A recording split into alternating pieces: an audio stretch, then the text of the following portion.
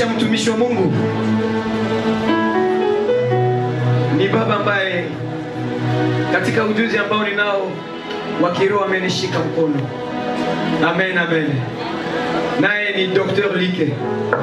Karibu baba.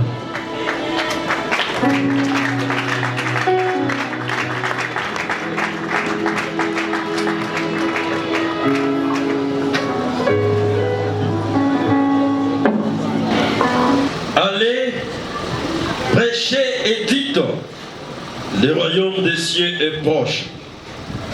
Guérissez les malades, ressuscitez les morts, purifiez les lépreux, chassez les démons. Vous avez reçu gratuitement, donnez gratuitement. Amen. Amen. Gloire à Dieu. Je suis très béni ce soir. Merci pour le pasteur de nous avoir invités. Merci aussi pour ma soeur aussi de nous avoir invités. Quand je me mets ici, je suis tellement béni. Mais je bénis aussi Dieu de notre bien-aimé, le chanteur qui nous a bénis ce soir encore. Et devant les gens, je dis que j'ai encore ta dette. Ce soir, je voulais partager juste le sujet sur les signes et prodiges. C'est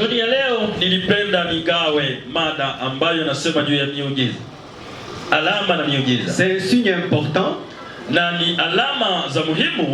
que je sens partager ce soir. Et la parole de Dieu nous dit dans le livre de Matthieu chapitre 10, on nous dit allez prêcher et dites le royaume des cieux est proche. Guérissez les malades, ressuscitez les morts, purifiez les lépreux, chassez les démons. Vous avez reçu gratuitement, donné gratuitement. Il y a un certain temps, quand j'avais reçu le Seigneur,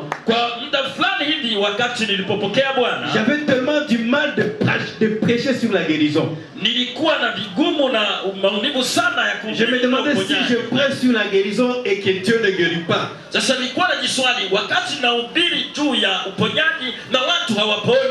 J'aurais du mal à résister. À tel moment que j'étais en train seulement de méditer sur la guérison, sur les signes prodiges. Et à un certain moment, la honte est partie. Parce que il nous certifie dans sa parole d'aller gagner les âmes, de prêcher la bonne nouvelle, mais aussi il nous dit de guérir les malades. Pourquoi il nous dit de guérir le lépreux et les malades? Parce que le diable a détruit ce siècle à tel point que nous, le médecin, nous voyons plusieurs malades à l'hôpital. Il y a d'autres malades qui n'ont pas d'argent pour aller à l'hôpital. Et comme Jésus a amené le message, il a amené aussi la guérison pour nous sauver et nous guérir. Et ce soir, Jésus va nous guérir. Si tu es malade, crois avec moi que tu seras guéri. Si on loue le Seigneur et on danse pour lui, il a le devoir de nous toucher et nous guérir au nom de Jésus. Parce que c'est le Dieu qui guérit les malades. Parce que c'est le Dieu qui transforme la maladie en santé. Ici en lisant la parole, Jésus nous dit ressusciter le mort. Oh, j'aime cette expérience. Je suis certain que ça va m'arriver un jour. Pourquoi il dit ressusciter le mort? Parce que lui-même il ressuscitait le mort. Quand il a rencontré certains décédés, il les a ressuscités. Quand il a rencontré la fille de Jaïris, elle a dit, Tabitha Kumi, jeune fille, lève-toi. Et quand il a rencontré plusieurs autres personnes qu'on allait enterrer, il a juste touché le cercueil et la personne était ressuscitée.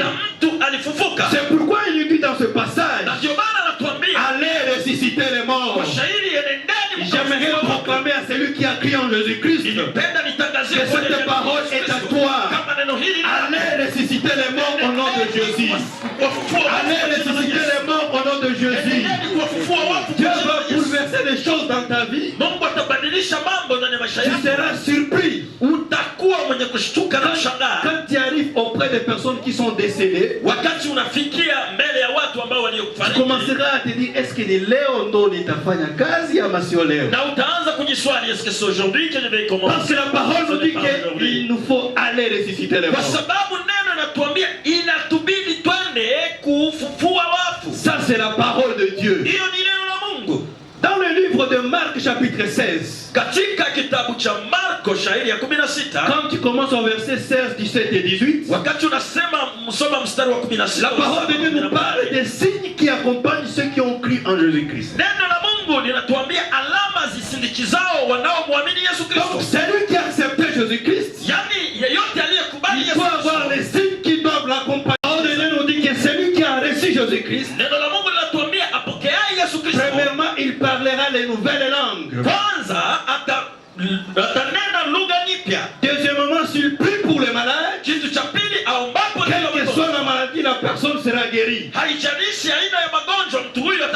Troisièmement, il va chasser les démons.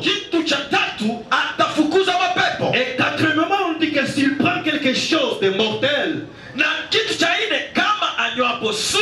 ne va pas lui faire du mal. Et enfin, cinquièmement, on nous dit que s'il touche le serpent ne peut pas le mordre.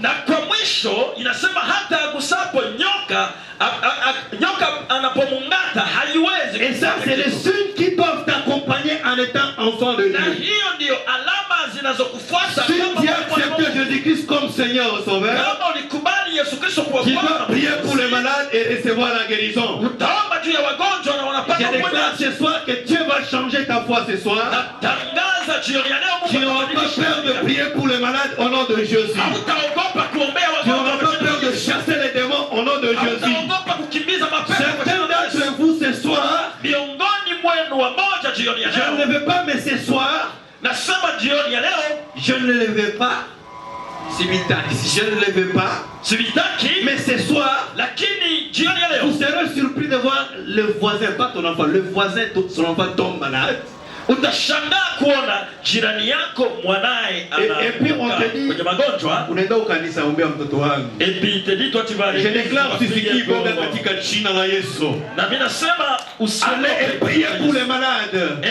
Parce que c'est l'évangile de Jésus-Christ. Il nous dit que nous allons prier pour les malades. Et les malades seront guéris au nom de Jésus. Et si tu as reçu Jésus-Christ, permets que ces signes puissent t'accompagner dans ta vie. Permets que ces signes puissent t'accompagner au nom de Jésus. Tellement qu'on n'a pas beaucoup de temps parce qu'on va danser. Je vais vous partager un témoignage d'un jeune homme. Il y a maintenant presque 14 ans ou 16 ans. Il avait reçu le Seigneur Jésus dans sa vie. Et puis il a commencé à fréquenter l'église.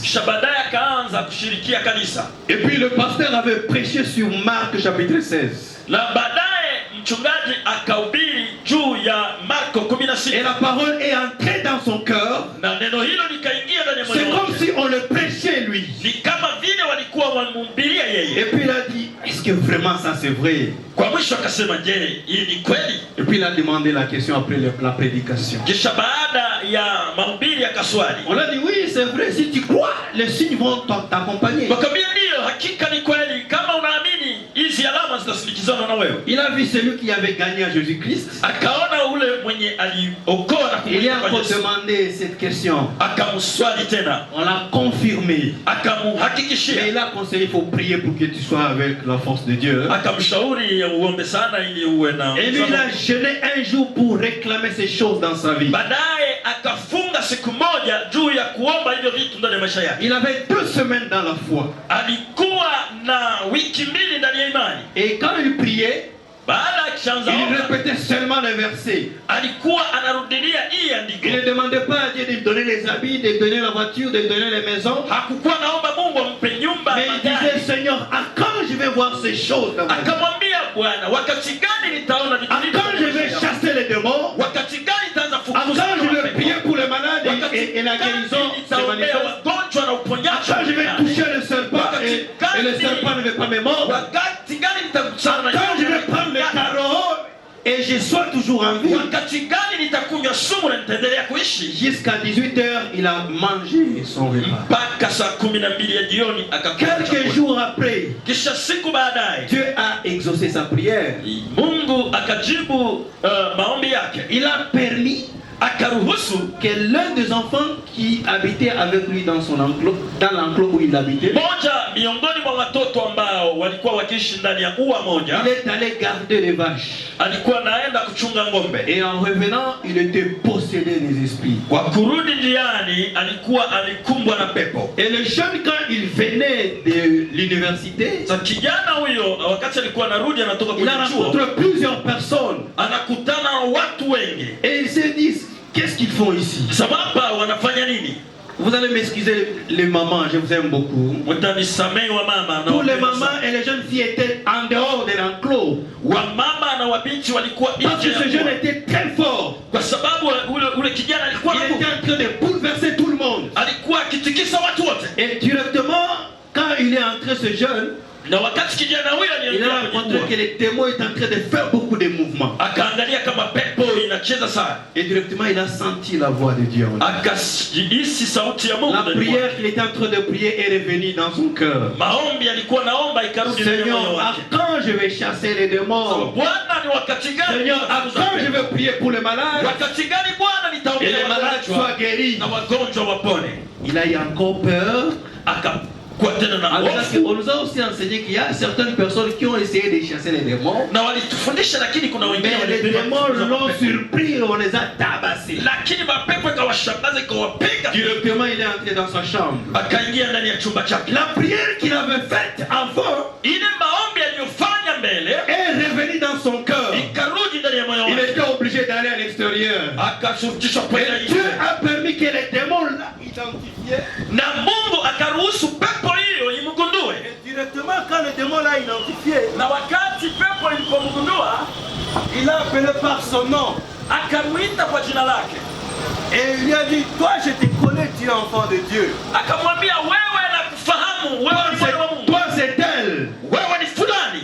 Ah, il était joyeux. Akasikia furaha ndani Oh, mwake. au moins ici les démons me connaissent. Heri hapa hata pepo zinanijua. Il a avancé avec la foi. Akasogea kwa Et imani. il a dit au nom de Jésus, sors au nom puissant de Jésus. Akasema kwa jina la Yesu ondoka. C'est un jeune de 2 semaines dans la foi. Ni kijana wa wiki mbili ndani ya Et imani. directement les démons sont sortis. Na zile pepo zikatoka. Et les jeunes étaient libérés. Na ule kijana akawa huru. Ce jeune-là, il était très content. Kijana huyo alifurahi Parce que sana. Jésus a exaucé sa prière. Kwa sababu Yesu alijibu mahitaji na Le maombi. jeune, il était locataire dans l'enclos. Huyo kijana alikuwa mpangaji ndani ya Et hua le hiyo. père l'a dit, tuko na mtumishi wa Mungu hapa na hatujui. Mwenye nyumba akamwambia, nous avons un serviteur de Dieu ici sans les connaître. Le soir, maintenant, quand il voulait préparer, Jioni wakati alianza andaa chakula, anawasha mabula yake kidogo pale.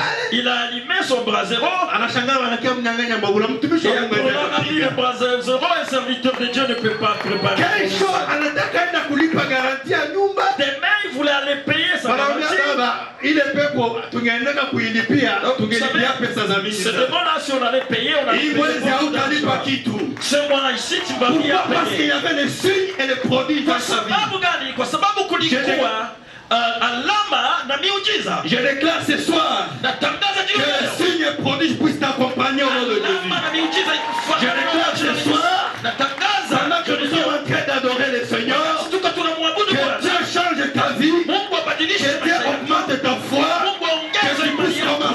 le signe et prodige dans ta vie au nom de Jésus. Quand j'étais en train de prier pour ce message, Dieu a fait quelque chose de surprenant. Alléluia. Amen. Je ne sais pas si ici parmi nous il y a celui qui a des douleurs sur les dos. Si tu es là, tu peux lever. N'aie pas honte, si tu es là, tu peux faire ça. Si tu as des douleurs sur les dos, tu peux toujours faire ça, tu ne peux pas t'incliner comme ça. Si tu es là, il y a une grâce surnaturelle. Si tu es là, Dieu te bénisse, que Dieu te bénisse. Dieu va vous guérir aujourd'hui. Je vais vous dire pourquoi Dieu va vous guérir. Parce que j'ai demandé à Dieu les signes. Et puis mon dos aussi avait fait très mal. Mais Seigneur, je ne peux pas prêcher, mais tu admets que je vais prêcher sous les signes, moi-même je tombe malade, c'est pas possible. Et quand je priais, Dieu m'a dit non, ça c'est un signe qu'il y a des personnes qui ont ces douleurs qui seront guéries. Je t'invite à croire que Dieu va te toucher. Et pendant que je venais, j'étais guéri. Et toi, Dieu va te toucher. Je t'invite de te lever, on va prier avec le pasteur. Et tu vas toucher ton dos, Dieu va te toucher. Lève-toi, tu touches ton dos. Bienvenue, papa pasteur.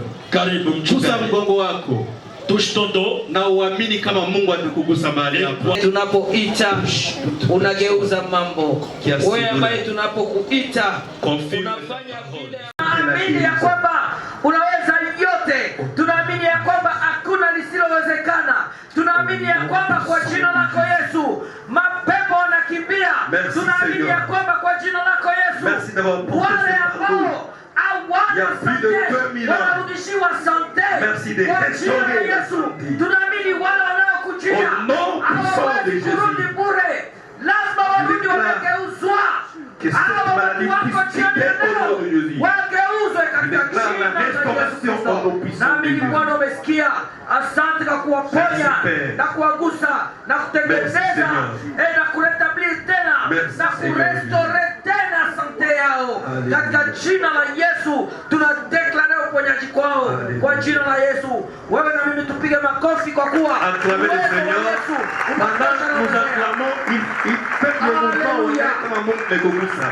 Fanya mouvement, angalia kama kuna mabadiliko, fanya mouvement. Sikia kama kulikuwa maumivu ya mingi, tuambie kama umepona ama hukupona. Kwa yule ambaye amejisikia kuna mabadiliko aseme kama amepona ama hukupona. Changement, il peut nous dire. Alléluia, acclamons le Seigneur. Alléluia. Amen. Nakutakia hiyo maisha katika jina la Yesu. Usiogopi kuombea wagonjwa katika jina la Yesu. Tembea na miujiza katika jina la Yesu. Ombea huduma hiyo ndani mwako katika jina la Yesu. Haleluya. Avant ya kuita waimbaji, avant d'éviter les chantres, ninajisikia kuuliza kitu kimoja. Je me sens poser une question. Kama haujampokea Yesu, si tu n'as pas encore reçu Jésus-Christ et tu es dans ce concert, tu es une personne importante parce que Jésus cherche des gens comme toi. Je vais juste te demander et les pasteurs vont prier pour toi. Et tu vas commencer une nouvelle étape avec non Dieu. Non seulement tu vas recevoir Jésus, mais tu vas recevoir aussi ta Bible aujourd'hui. Tu auras ta Bible. Si tu n'as pas encore reçu Jésus, souvent tu pars à l'église quand on invite des gens qui vont croire à Jésus. J'en avais fait aussi longtemps. Mais aujourd'hui c'est ton jour. Je t'invite de lever lever. Asante ndugu, piga Yesu mikono kwa ndugu. Je vais acclamer pour notre frère. Kama kuko mwingine pale nyoshe mkono. S'il y a une autre Hii konsere ni ya kwako. Kama na wewe unampokea Mungu, nyosha tu mkono. Tu peux toujours lever ta main aussi. Si tu n'as pas encore reçu Jésus. Ngambo ya kule kama unampokea Yesu, nyosha De ce mkono. côté-ci, si tu n'as pas encore Usisikia haya, nyosha mkono pia. pas honte. N'ayez pas honte. Nitawasi msogee mbele kwa kuwa mtapata mabiblia zenu. Je vais vous inviter, Sogea mbele. Ni siku ya ajabu sana. Karibu dada. Aujourd'hui, c'est un jour extraordinaire. Leo ni siku yako. Aujourd'hui, c'est ton jour. Kama wamejitaabisha kuimba na kucheza na kujipanga na kufanya gharama, ilikuwa kwa ajili ya kwako. Ils se sont préparés, dépensés, c'est à cause de Kwa toi. kuwa nasikia kusema vitu ndani mwenu. Je vais le dire. Kupitia nyinyi Mungu atawatumikisha kitofauti masiku À travers vous, Dieu va vous utiliser Mungu différemment. atawatumikisha na masinye na maprodige. Parce que Dieu est Kuna mambo ambayo mtoka mkisikia maneno ya Mungu, Il y a des choses comme mnasikia kama vile ni wale tu walikuwa na kuhubiri. c'est comme si c'est à Kunakuwa neema ya ajabu ambayo Mungu atafanya pamoja Il y naye. aura une grâce extraordinaire. Karibu baba kuombea. Avec vous. Asante kwenu ninyi ambao mmeamua maamuzi bora, maamuzi ambayo siyo ya kujutia. Sababu ya hiyo sasa tutatembea hivi, mfuate nyuma, semeni: Bwana Yesu, nakuja mbele zako, dhambi zangu zimenitenga mbali nawe. Ninakushukuru kwa ahadi yako kwamba utanisamehe dhambi zangu zote. Sasa ninakuomba uingie katika maisha yangu, unitawale na kuniongoza. Tangu leo unifute katika kitabu ya hukumu, uniandike katika kitabu ya uzima. Roho Mtakatifu amiliki maisha yangu tokea sasa na hata milele. Amen. Jameni, acha hawa watu wapige magoti alafu tuwaombee. Kuna watu wengi ambao walikutana na Yesu na hawajawahi kupiga magoti. Sipendi tu kuuliza hapa juu maana ya kupiga magoti ni nini. Na nyenyekea mbele ya Mungu, naweka oleme, sitaweza tena. Sasa wako wengi ambao hawajafikiria kwenye kipindi kama hiki. Na de fête qui est organisée au ciel à cause de ces gens seulement. Bwana Yesu asifiwe. Kwa sababu ya hiyo tutakwenda kuwaombea. Bwana wetu Yesu Kristo, kumbe hii fete ilikuwa organize kwa ajili ya hawa wandugu. Tunawaombea huruma, warehemu, maana wamepiga hatua leo ya kubali kukuamini wewe kuwa Bwana na Mwokozi wa maisha yao. Usamehe maisha yao, tangu leo watengenezee maisha, wawe viumbe vipya. Hurumia kila kuingia kwao, samehe yale yote yaliyopita.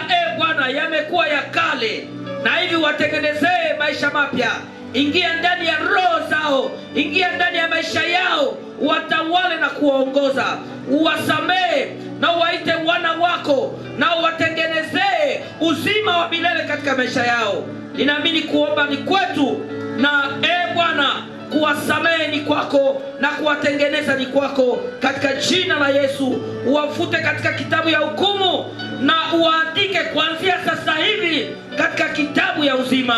Katika jina la Yesu sote tushangilie, maana mtu mmoja akiokoka iko fete kubwa mbinguni.